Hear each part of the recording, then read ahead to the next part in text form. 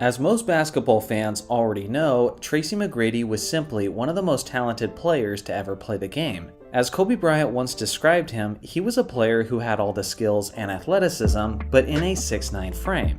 At his peak, he was averaging as high as 32 points per game, and he's famously known for his iconic comeback over the San Antonio Spurs, where he scored 13 points in only 35 seconds.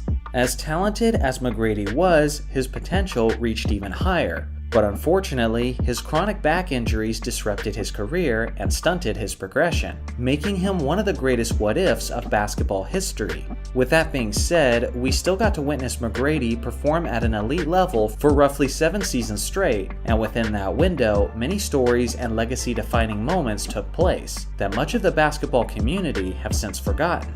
Today, we're tackling the story of Tracy McGrady's career and evaluating the events that took place when his legacy was on the line. When McGrady entered the league, he was an 18-year-old kid straight out of high school who would take time to blossom into the superstar we know. T-Mac was only operating as a role player in his time in Toronto, while his cousin Vince Carter was operating as the franchise player and the talk of the town. In his last season as a member of the Raptors, McGrady made the NBA playoffs but was swept out of the first round in 3 games by the New York Knicks. Unfortunately, this early playoff exit would begin to become a theme of his career, a theme that would start to build a narrative about him as a player and about his legacy. In the summer of 2000, McGrady signed with the Orlando Magic, putting him in a position where he was now able to shine as the primary superstar of a team. McGrady was now averaging around 27 points per game and was proving himself to be one of the best perimeter players in the entire league. Orlando finished as a 7th seed heading into the playoffs, where they were matched up with a far more talented Milwaukee Bucks squad. It's also worth mentioning that Tracy's sidekick Grant Hill was out for the playoffs with yet another significant injury, which meant that T-Mac had to carry the team almost exclusively offensively. He put up ridiculously monstrous all-around numbers throughout the series, but ultimately it wasn't anywhere close to enough as the stacked Bucks closed out the Magic in 4 games. The following season was more of the same, as Grant Hill once again missed the entirety of the playoffs, while Tracy had to carry an Orlando squad that was pretty devoid of talent. This time, the Magic were eliminated in 4 games by the Charlotte Hornets, and McGrady once again put up insanely monstrous numbers. He consistently wasn't getting the help he needed, and as a result, this ended up being the 3rd straight season that T-Mac had been eliminated out of the first round of the playoffs. But it was in the next season where his reputation started to take some major hits. From an individual standpoint, McGrady's 02-03 season was likely the best of his career, as he put up his best regular season numbers yet. The thing is, Tracy was still missing a second star, as Grant Hill only played 29 games, which were all in the first half of the season. Orlando finished with a 42-40 record, which was good enough for only the 8th seed in the Eastern Conference and resulted in a matchup with the consistently contending Detroit Pistons. McGrady and the Magic were obviously massive underdogs in this series, and stunningly, they roared out of the gates and managed to get a 3-1 series lead over Detroit. Up to this point, Tracy looked like he was having one of the greatest playoff series in NBA history, as he dominated his way to these absurdly high and efficient numbers against arguably the best defensive team of that era. Unfortunately, the season wasn't yet over at that point, but that didn't stop McGrady from acting like it. In a controversial post-game interview, McGrady confidently stated, "It feels good to get into the second round," even though his Magic were only up 3-1. It was a classic example of pride coming before the fall, as the Pistons went on to crush the Magic in the next 3 games straight, winning by an average of 20.3 points. The series was a tale of 2 McGradys, as his last 3 games looked nothing like his first 4, as he was contained to extremely inefficient numbers by Detroit. Not only did McGrady's post-game comment age like milk, but it also started to appear like some self-induced curse, as he once again failed to get out of the first round, and the narrative was now firmly established that he was a superstar that just couldn't advance in the playoffs.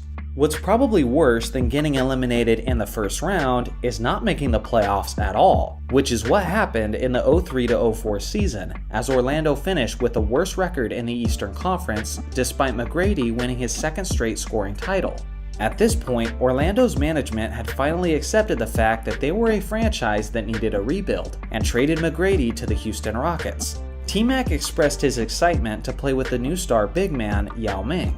As a legitimate superstar duo, McGrady and Yao led the Rockets to a 51-31 record, and it appeared that McGrady might finally be in a solid position to advance beyond the first round. They were facing a solid Dallas Mavericks team whose Dirk Nowitzki was just reaching the prime of his career. T-Mac started off solid, as did his Rockets, as they stormed out to a 2-0 lead in the series. The Mavericks clawed their way back into it, and the series was heading to a deciding 7th game in Dallas. Although T-Mac had played incredible throughout the majority of the series and had put up his usual strong postseason numbers, he picked the wrong time and place to come out cold, as Tracy missed his first 7 shots of the 7th game. Houston could never find their groove, and the Mavericks completely demolished McGrady and the Rockets, winning the deciding game by a whopping 40 points. At this point in history, many basketball fans, including myself, were confused as to what to make of Tracy McGrady. On one hand, he appeared to be one of the greatest talents that the game of basketball had ever seen, and consistently produced tremendous postseason numbers. But on the other hand, for one reason or another, he just couldn't get past the first round of the playoffs, as he was now 0-5 in his first round appearances. In the following season, Houston was hit with a slew of injuries, including the first major one to Tracy McGrady, as it was the beginning of his devastating back injuries that would ultimately cut his career short. Due to this, the 05-06 Rockets missed the playoffs entirely, finishing with only a 34-48 record. The Rockets franchise was able to bounce back in the 06-07 season, as Yao Ming had a breakout year, asserting himself as Houston's #1 scoring option. T-Mac was still a legitimate weapon, but with his back issues still lingering, he saw a significant drop in his regular season production. With that being said, together, Yao and McGrady led the Rockets to a 52-30 record, good enough for the 5th seed in the West playoffs. Prior to the start of their first round series with Utah, McGrady was being interviewed by ESPN's own Stephen A. Smith. And in the interview, Stephen A. didn't waste any time acknowledging the elephant in the room, T-Mac's inability to lead his team past the first round up until this point. A confident yet agitated McGrady responded with this. It's on me. If we don't get out of the first round, it's on me. Wait a minute. If we don't get out of the first round this year, it's on me. It's pretty incredible to see such a bold statement from a superstar like McGrady. It's not often that athletes bet on themselves with such ownership and such a sense of responsibility. The pressure was immense, and almost everyone in the basketball world was waiting to see how it unfolded. Through the first 6 games, McGrady was getting his numbers, but he was doing it at a high volume of shots, as he wasn't shooting the ball very efficiently at all. Fortunately, he was actually getting help from a solid supporting cast, and as a result, the series was tied at 3 games apiece heading into the 7th and deciding game. The pressure for him had never been more intense than it was in this game, and under these extreme circumstances, McGrady produced, finishing Game 7 with 29 points, 13 assists, 5 rebounds, and 3 blocks on 48% shooting. Unfortunately, it still wasn't enough, as Utah Stars had individual performances for the ages. After this close defeat, McGrady had been eliminated from the first round in all 6 appearances of his career. A clearly emotional McGrady was trying hard to keep his composure in the press conference afterwards. But as soon as the questions started to come, T-Mac simply left without answering the question, saying emotionally,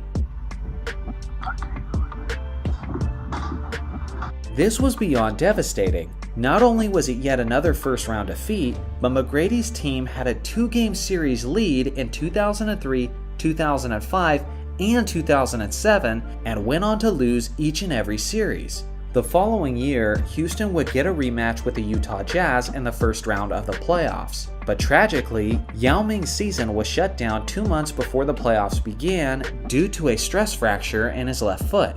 This meant that a short-handed McGrady had to do his best to carry the offense for the Rockets. But ultimately, despite a pretty solid series performance, McGrady was eliminated for the 7th time from the first round, as the Jazz comfortably closed it out in 6 games. From this point on, Tracy's career wouldn't be about his early playoff exits, but rather about his early regular season exits due to his severe back injuries. Over the next 4 seasons, McGrady's game declined to a role player's level of contribution, and he missed 139 regular season games, and wouldn't get another true taste of playoff basketball. Eventually, in 2013, he was signed by the San Antonio Spurs and was activated just in time for the playoffs. He only saw roughly 25 total garbage time minutes in that postseason, and never scored a single point, as he was only a shell of what he once was. But technically, it did at least allow him to play beyond the first round of the playoffs, since the Spurs went all the way to the NBA Finals that season, before eventually being eliminated in 7 games by the Big Three's Miami Heat. With that, he had played his final minutes of NBA basketball in only his early 30s. So as you can see, T-Mac had one of the most tragic and confusing legacies that the game has ever seen. Although legends like Kobe Bryant have praised him for being the most difficult player he's ever had to guard, T-Mac is also the star who couldn't advance in the playoffs no matter how many opportunities he was presented with. So what do you guys think? Was McGrady unable to advance in the playoffs simply because of all of the bad circumstances, like injuries and lacking supporting casts, or was there something about him as a player that kept him from getting it done? Let me know your thoughts in the comment section below. Thanks for watching as always, make sure to like and subscribe for more basketball content, and I'll see you guys in the next video.